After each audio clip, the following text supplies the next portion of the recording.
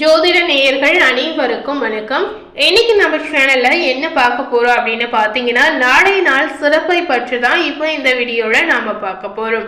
நாளை நாள் பாத்தீங்கன்னா 27ஆம் தேதி வெள்ளிக்கிழமை அப்படின்னு சொல்லலாம். வெள்ளிக்கிழமை அப்படின்னு சொல்லும் போது இந்த நாள் மகாலட்சுமிக்கு ஏற்ற நாள், மகாலட்சுமிக்கு உகந்த நாள் அப்படின்னு சொல்லலாம்.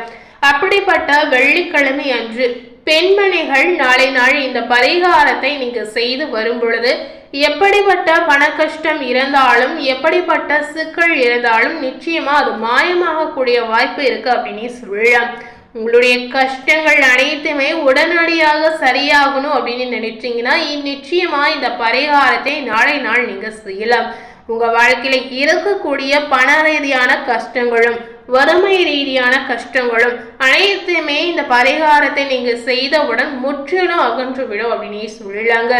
ஸோ நாளை நாள் வெள்ளிக்கிழமை என்று பெண்மணிகள் மறக்காமல் இந்த பரிகாரத்தை நிச்சயமா நீங்க செய்து வரும் பொழுது நினைத்து பார்க்காத மாற்றங்களை உங்க வாழ்க்கையில நீங்களே கண்கூடாக பார்க்கலாம் அப்படின்னு சொல்லலாம்.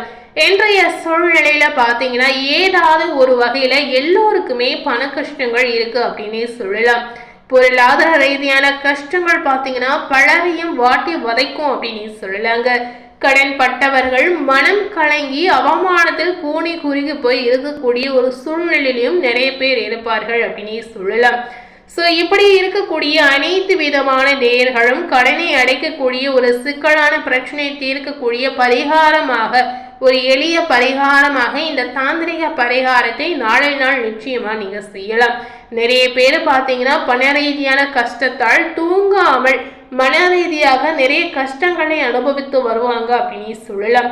இது அனைத்திற்குமே ஒரு பிரச்சனை தீருவதற்கு ஒரு வழி இருக்கு அப்படின்னு சொல்லலாம். அனைத்து விதமான பிரச்சனைகளும் உங்களுக்கு தீரணும் அப்படின்னு நினைத்தீங்கன்னா நாளை நாள் மறக்காமல் இந்த ஒரு பரிகாரத்தை நீங்க செய்து வந்தீங்கன்னா நிச்சயமா உங்க வாழ்க்கையில பல ரீதியான மாற்றங்களை, அதாவது உங்க வாழ்க்கையில இருக்கக்கூடிய அனைத்து விதமான கஷ்டங்களும் இதனால தீரும் அப்படின்னு முழு நம்பிக்கையாகவே சொல்லலாம். நாளை நாள் பெண்மணிகள் இந்த பரிகாரத்தை செய்யும் பொழுது முழு நம்பிக்கை இருந்தால் மட்டுமே இந்த பரிகாரத்தை நீங்க செய்யலாங்க.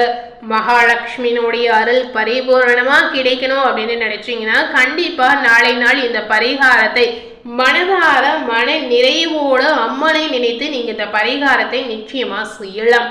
அதுபோல கோடீஸ்வரர் ஆகக்கூடிய யோகம் கிடைக்கணும் அப்படின்னு நினைக்கக்கூடிய நேயர்களும் இந்த பரிகாரத்தை நிச்சயமா செய்யலாங்க. என்னதான் பாத்தீங்கன்னா ஏழையாக பிறந்து கோடீஸ்வரராக வேண்டும் எண்ணம் நிறைய பேருக்கு இந்த காலகட்டத்துல இருக்கு அப்படின்னு சொல்லலாம்.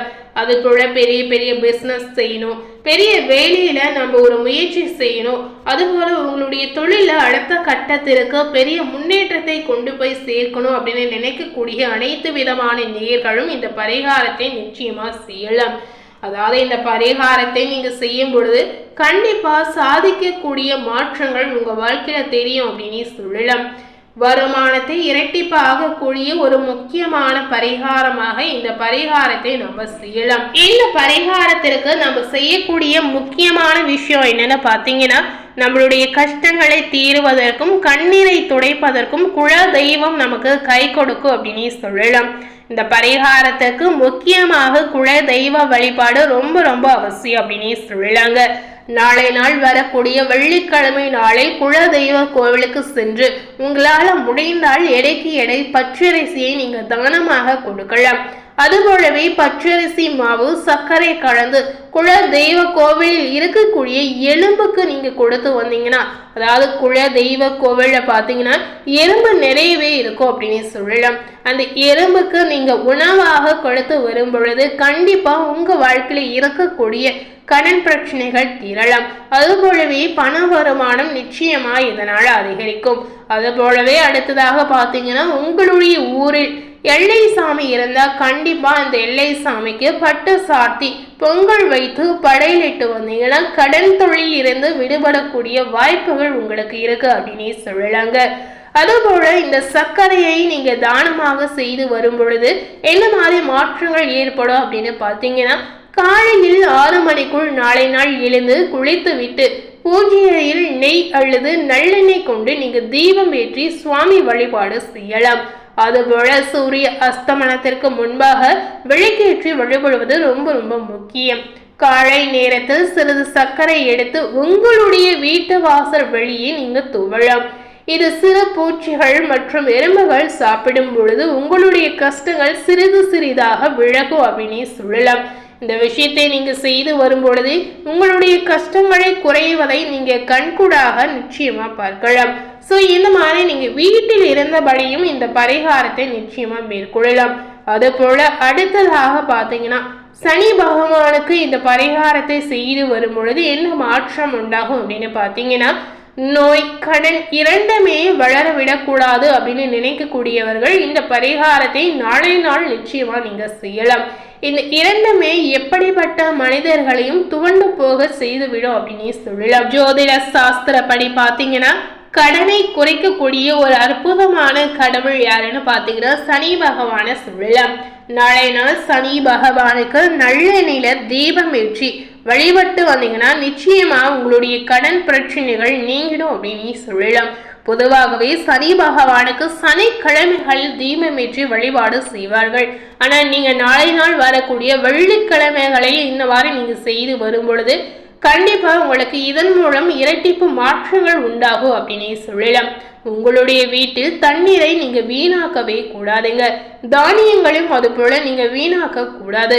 சோ இந்த மாதிரி விஷயங்களும் உங்களுடைய வீட்டில் நிச்சயமா நீங்க பின்பற்றலாம். அதே போல இந்த பரிகாரத்தை நாம எப்படி செய்யலாம் அப்படின்னு பாத்தீங்கன்னா, நாளை நாள் வரக்கூடிய இந்த வெள்ளிக்கிழமையில யமகண்ட நேரத்துல கொள்ளை நீங்க தானமாக கொடுக்கலாம். அதாவது உங்க வீட்டுக்கு பக்கத்துல இருக்கக்கூடிய விநாயகர் கோவிலுக்கு சென்று கொள்ளை நீங்க தானமாக கொடுத்து வந்தீங்கன்னா எப்படிப்பட்ட கடுமையான கடன் பிரச்சனை இருந்தாலும் கண்டிப்பா இந்த கடன் பிரச்சனையும் ஒரு முடிவுக்கு வரும் அப்படின்னு சொல்லலாங்க.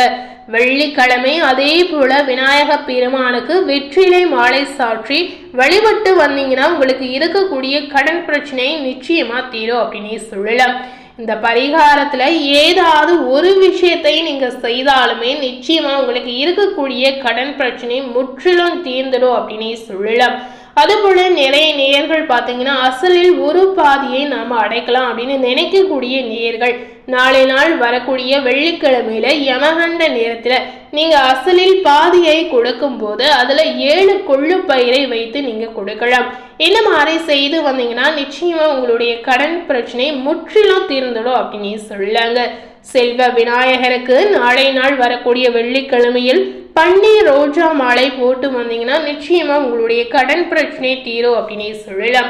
அது போல நாளை நாள் நீங்க அன்னதானம் செய்து வந்தீங்கன்னா எந்த மாதிரி கடன் பிரச்சனை தீரும் அப்படின்னு பார்க்கும் பொழுது, நாளை நாள் வரக்கூடிய வெள்ளிக்கிழமையில் உங்களால முடிந்தால் ஏதாவது ஒரு 10 ஏழை எளியோர்களுக்கு உங்களால் முடிந்த உணவை நீங்க அன்னதானமாக கொடுக்கலாம்.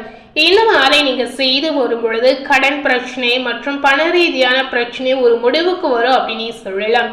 சோ நாளை நாள் வரக்கூடிய வெள்ளிக்கிழமையில் நீங்க மனதார இதை செய்து வரும் பொழுது நிச்சயமா உங்களுடைய கடனை நீங்க அடைக்கலாம். அதுபோல நீங்க கொடுக்கக்கூடிய அன்னதானத்தை தீருவதற்கு முற்றிலும் பாத்தீங்கன்னா உங்களுடைய கடன் பிரச்சனை ஒரு முடிவுக்கு வரும் அப்படின்னு சொல்லலாங்க.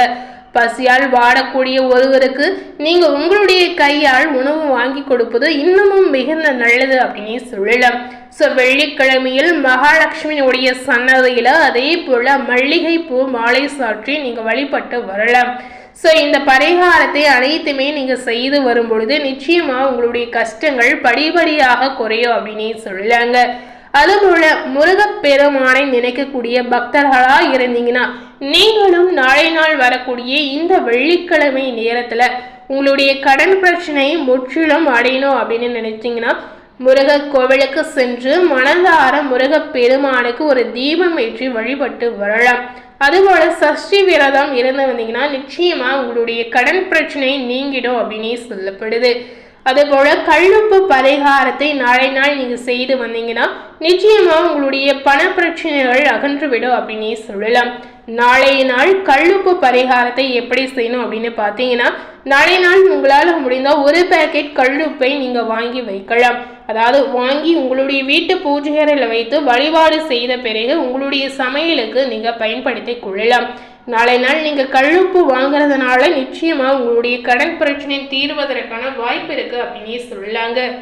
ஸோ இன்னைக்கு நம்ம சேனலில் நாளை நாள் வரக்கூடிய வெள்ளிக்கிழமைகளில் உங்களுடைய கடன் பிரச்சனை அனைத்துமே தீர்வதற்கு நிறைய பரிகாரங்களையும் நிறைய வழிபாடுகளையும் நாம் இப்போ இந்த வீடியோவில் தெரிந்திருப்போம்.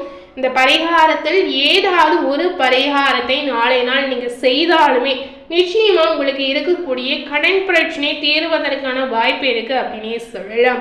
ஸோ இந்த வீடியோவை நீங்கள் பார்த்து பயனடைந்த மாதிரி உங்கள் ஃப்ரெண்ட்ஸ் அண்ட் ஃபேமிலி பார்த்து பயனடைன்னு நினச்சிங்கன்னா இந்த வீடியோவை உங்கள் ஃப்ரெண்ட்ஸ் அண்ட் ஃபேமிலிக்கு லைக் பண்ணி ஷேர் பண்ணுங்கள். மேலும் இது போல் ஒரு புதிய தகவலை தெரிந்து கொள்ளணும் அப்படின்னு நினைத்தீங்கன்னா மறக்காமல் நம்ம சேனலை சப்ஸ்கிரைப் பண்ணி அது கூடவே பக்கத்தில் இருக்கக்கூடிய பெல் பட்டனையும் ப்ரெஸ் பண்ணிடுங்க. நீங்கள் சப்ஸ்கிரைப் பண்ணால் மட்டுமே நம்ம சேனலில் போடக்கூடிய எல்லா நியூ அப்டேட்டான வீடியோஸும் நீங்கள் உடனுக்குடன் பார்த்து தெரிந்து கொள்ளலாம். ஸோ மறக்காமல் சப்ஸ்கிரைப் பண்ணி பெல் பட்டனை ப்ரெஸ் பண்ணிடுங்க. தேங்க்யூ.